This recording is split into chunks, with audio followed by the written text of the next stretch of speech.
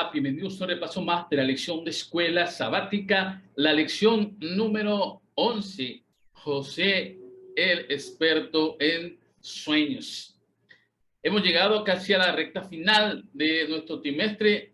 Encontramos ahora la historia del patriarca también, José, ese hijo predilecto de su padre Jacob, ese hijo que nos traería las lecciones más grandes que podemos encontrar en el libro de Génesis. De hecho, abarcan bastantes capítulos la historia de José. Así que qué bueno que durante estas dos últimas semanas trataremos de abarcar la mayoría de la vida de este gran hombre. Vamos entonces a entrar de lleno. ¿Qué relevancia tiene para nosotros conocer la vida de José? ¿Qué lecciones importantes hay que aprender? Pero sobre todo, ¿hacia dónde dirige Dios el destino de esa gran nación ahora en las manos de José? Acompáñenme al primer versículo que encontramos en el libro de Génesis, capítulo 37, versículo 5. Y soñó José un sueño y lo contó a sus hermanos y ellos llegaron a aborrecerle más todavía. La historia del libro de Génesis, después de la creación, encontramos que son historias exclusivamente de las familias. Y ahora no es la excepción. Israel o Jacob en su vejez tuvo dos hijos, José, el hijo de su esposa amada, y después nacería Benjamín. José se convirtió en el hijo predilecto de ese gran hombre. ¿Cómo podemos distinguir esto? Porque le entrega de manera especial un traje hermoso, una túnica llena de colores. Era una proyección de de la ansiosa sensación de Jacob de que José sería la cabeza de esa familia, ya no su hijo primogénito, sino que sería ahora José. Y obviamente cuando hay distinción de los padres entre sus hijos, deben, como resultado de esto, rencillas y problemas. Y aumentele todavía que José había recibido el don de Dios de tener visiones y sueños especiales. Dios lo había elegido para algo extraordinario. José todavía en su temprana edad no lo sabía. Él de manera ingenua sueña y va con sus hermanos a contarles ese sueño. Y en ese sueño, la interpretación que los hermanos dieron fue muy básica, que ellos se inclinarían ante él. Ese sueño se contó de manera diferente dos veces, así que era de manera reiterada que Dios cumpliría sus planes a través de José y esos 11 hermanos se inclinarían ante él, serían sus siervos prácticamente. Quien en su sano juicio puede entender que no estuvieran enojados en un momento dado los hermanos de José. Estos sueños que él tenía y estos símbolos de la grandeza para la cual estaba destinado en su temprana edad no las comprendía.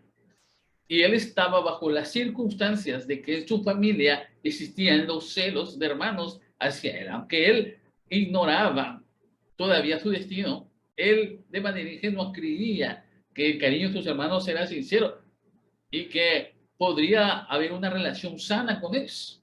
Sin embargo, vemos que no fue así.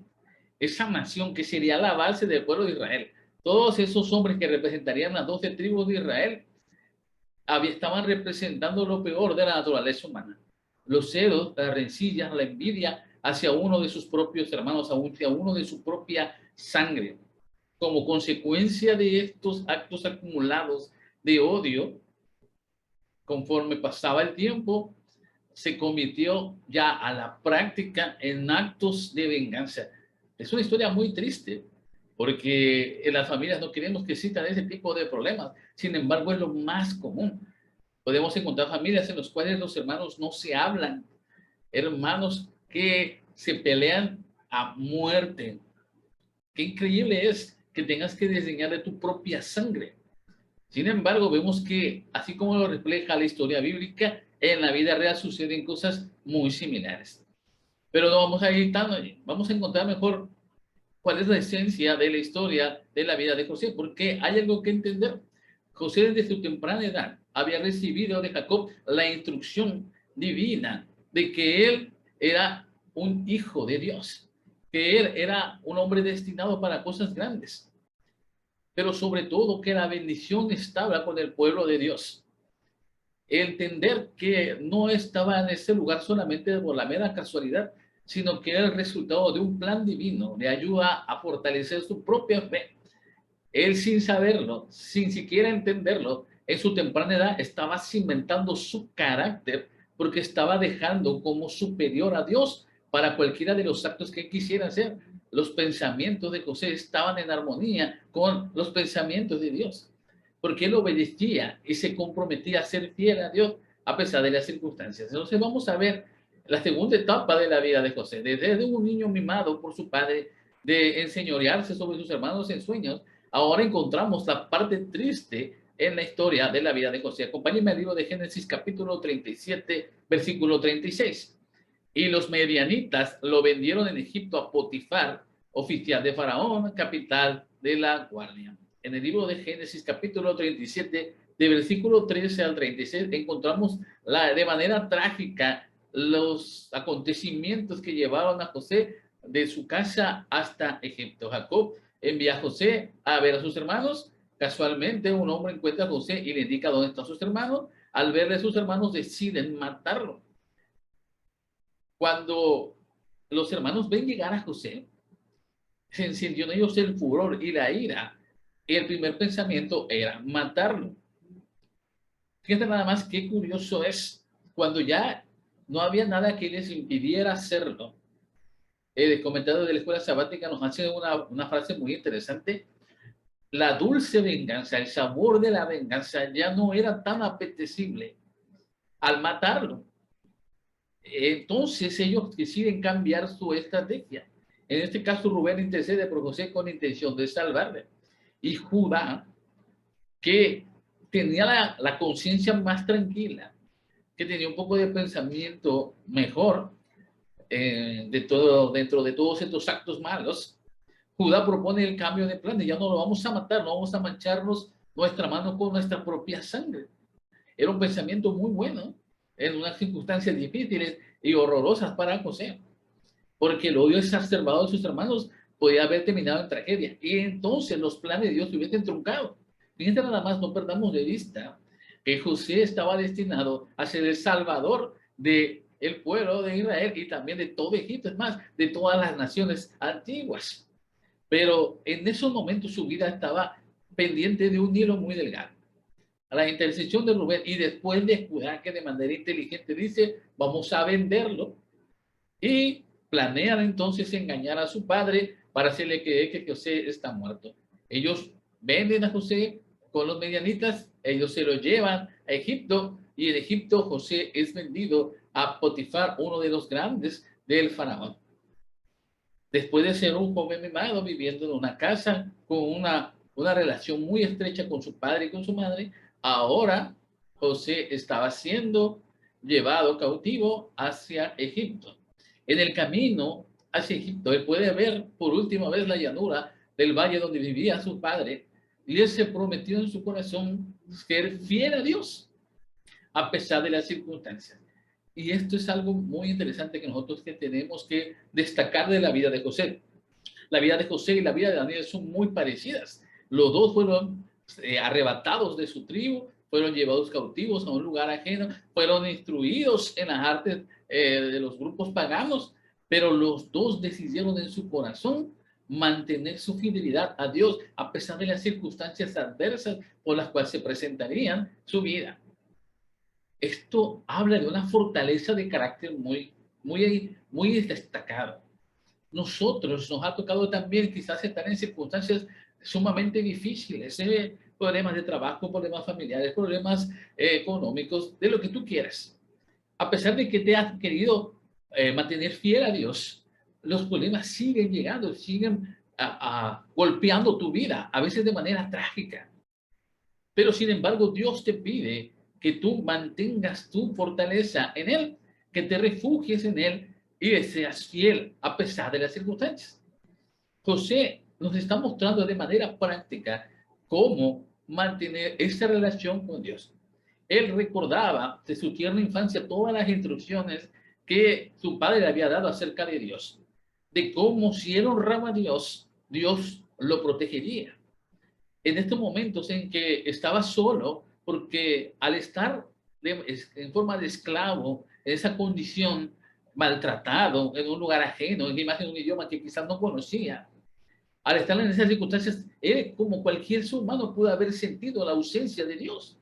Porque vamos a ser sinceros, a veces nosotros no sentimos eso, que Dios nos abandona, que no tenemos nada que ofrecer más en este mundo, y a veces caemos en la depresión porque decimos, ¿y ahora qué va a pasar conmigo? No salgo de este problema, estoy cada día más mal, ¿qué puedo hacer? Dios me ha abandonado. A veces creemos eso. Imagínate las circunstancias de José, viviendo en una condición sumamente precaria para su vida.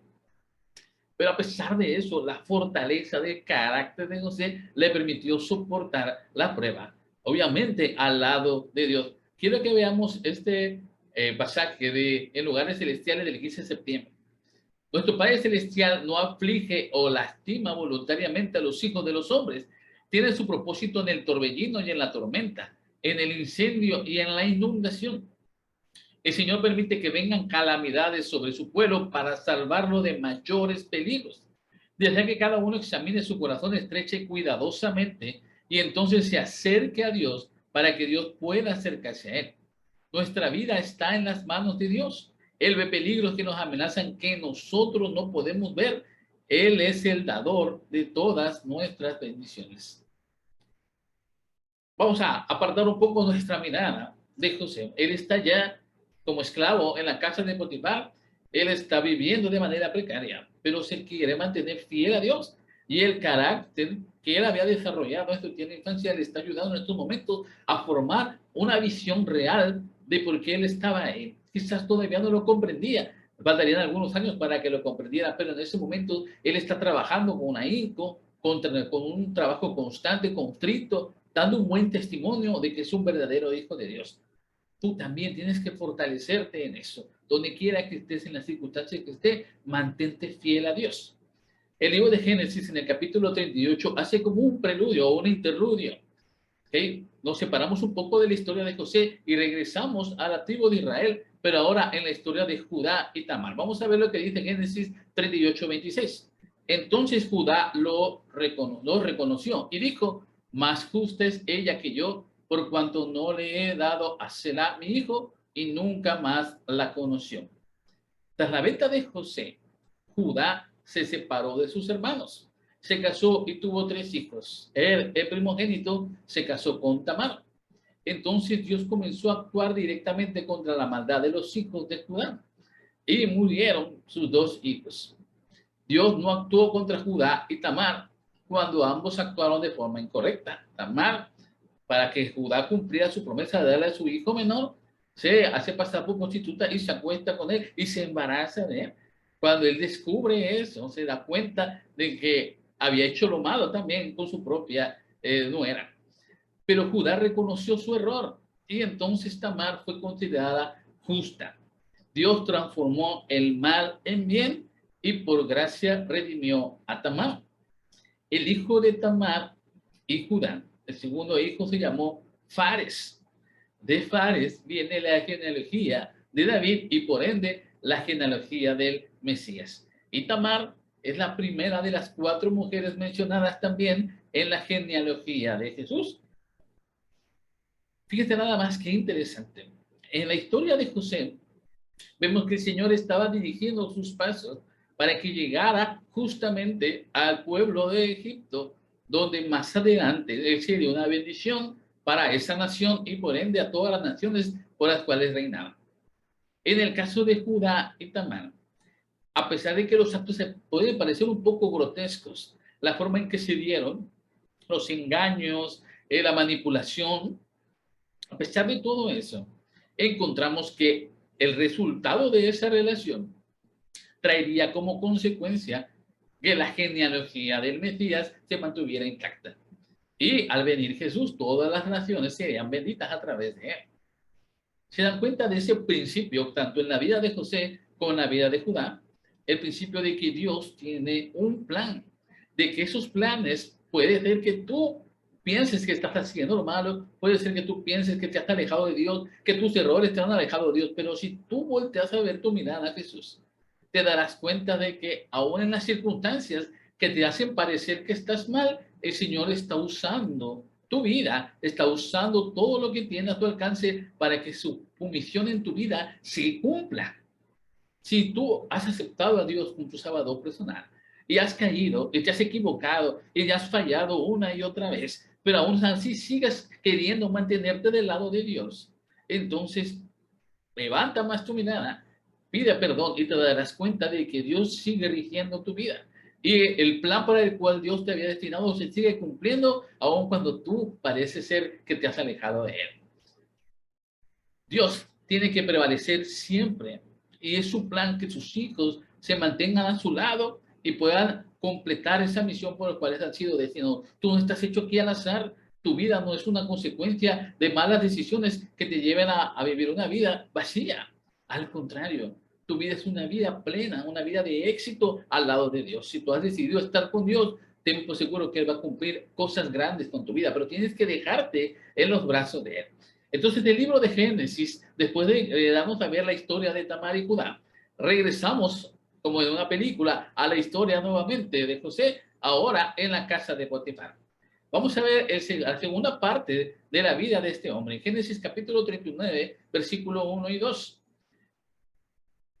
21, perdón. Pero Jehová estaba con José y le extendió su misericordia y le dio gracia en los ojos del jefe de la cárcel. Cuando José es vendido a Potifar, el trabajo que realiza José en la casa de Potifar fue tan bueno, fue tan excelente, con tanta profesionalismo, que él se convierte en la segunda mano de su patrón, de su amo. Él fue puesto a cargo de toda la hacienda y de todos los bienes de su amo. Entonces, el éxito en la vida de José, porque ya de pasaron de un esclavo que vivía ahí en un cuartito, quizás sin ropa y a veces con poquita comida, ahora se estaba convirtiendo en el jefe de todos. El éxito había llegado a la vida de José. Él podía ver en ese momento, decir, bueno, ya soy el amo también, mientras mi amo no está, todos me tienen que obedecer a mí, ahora yo puedo hacer lo que quiera. Pero aquí está nuevamente el rasgo del carácter de José que podemos destacar.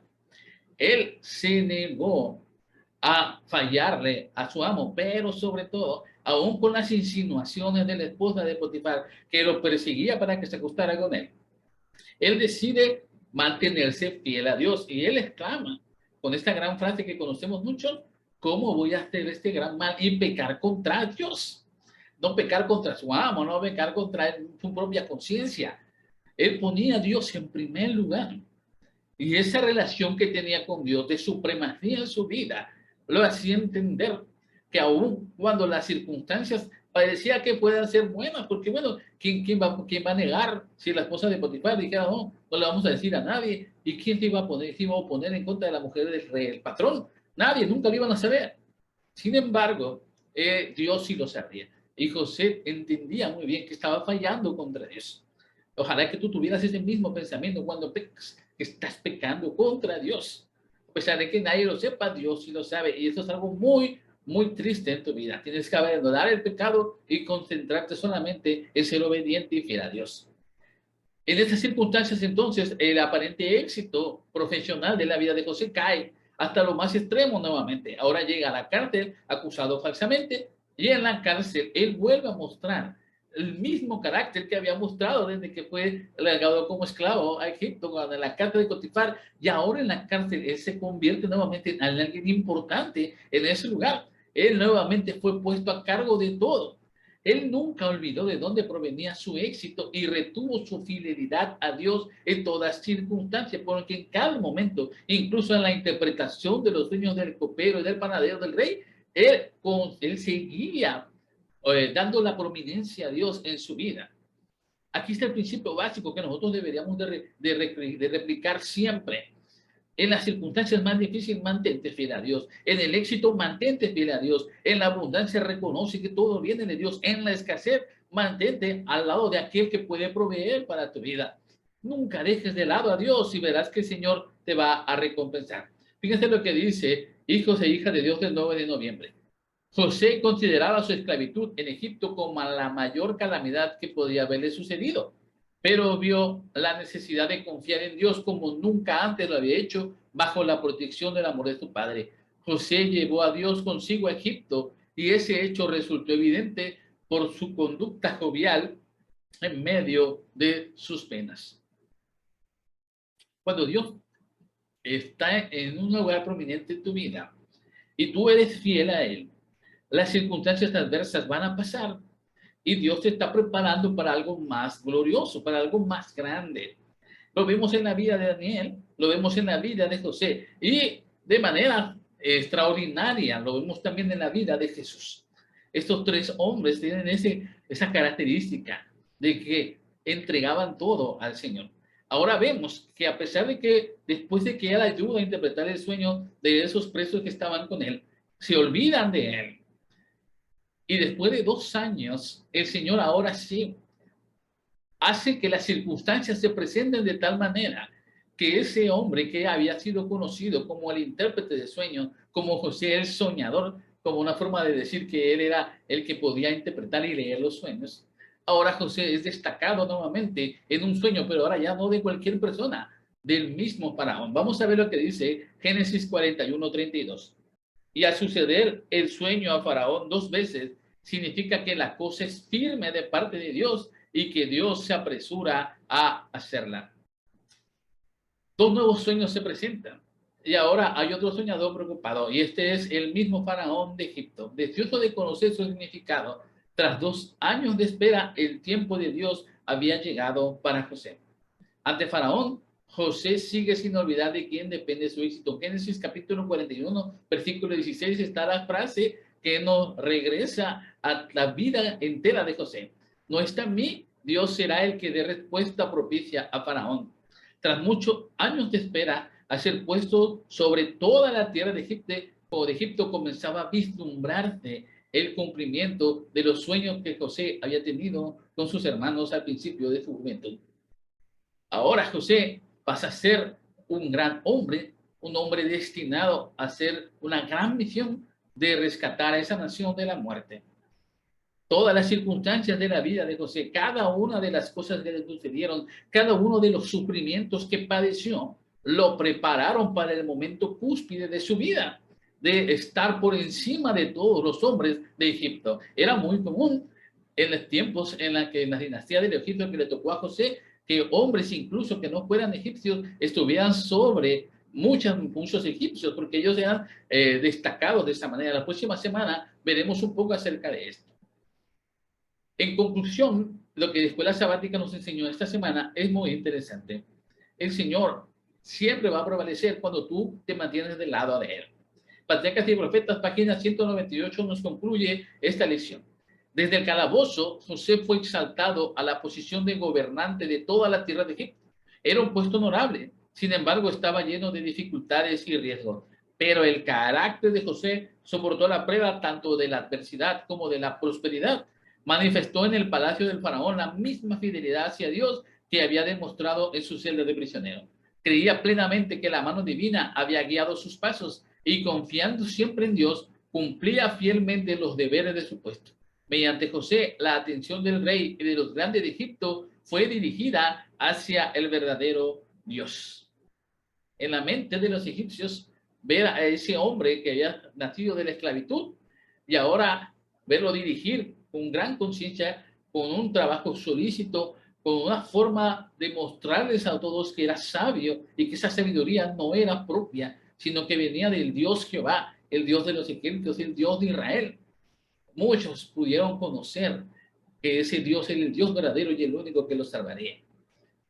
Es increíble cómo el Señor es exaltado siempre en la vida de José, aún en la esclavitud, aún en la prisión y ahora en lo más alto del gobierno del faraón de Egipto. Ahora José estaba llevando la luz admirable de ese Dios todopoderoso. El Señor puede enseñarnos lo mismo y puede usarnos de la misma manera a nosotros. La clave, mantenerte fiel a Dios aún en las circunstancias más difíciles.